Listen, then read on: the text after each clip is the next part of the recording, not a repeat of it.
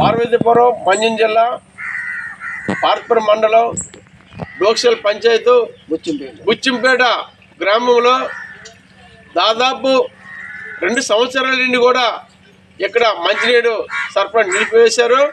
ఎందుకంటే ఇది కేవలం ఈ ట్యాంకీ ఉన్నది కానీ 2 ట్యాంకీలు, అటొక ట్యాంకీ ఉంది కేవలం మెయిన్ రోడ్డుకి వస్తుంది. అది ఎప్పుడో ఉదయమో సాయంత్రం ఎప్పుడో 2 రోజులకు 3 రోజులకు 5 కానీ కంటిన్యూ కూడా రాదు.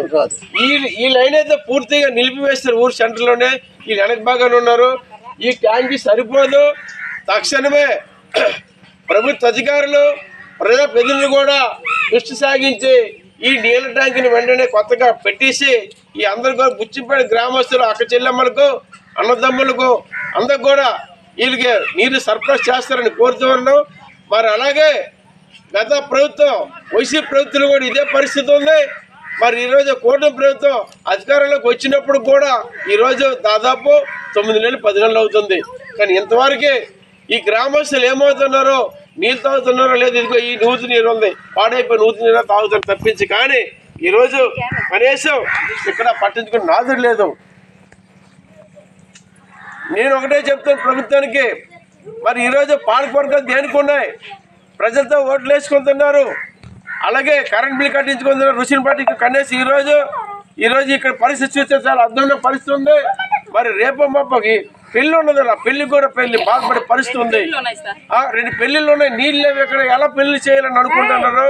దీన్ని తక్షణమే ప్రభుత్వ అధికారులు దృష్టి సారించి పార్పురం నియోజకవర్గ శాసనసభ్యులు బోనాల విజయ్ చంద్ర కూడా దృష్టి సాగించి తక్షణమే బుచ్చింపేట గ్రామానికి అలాగే కొత్త ట్యాంకీ కట్టి ఈ ప్రజలు ఆదుకుంటారని కోరుతూ ఉన్నాను.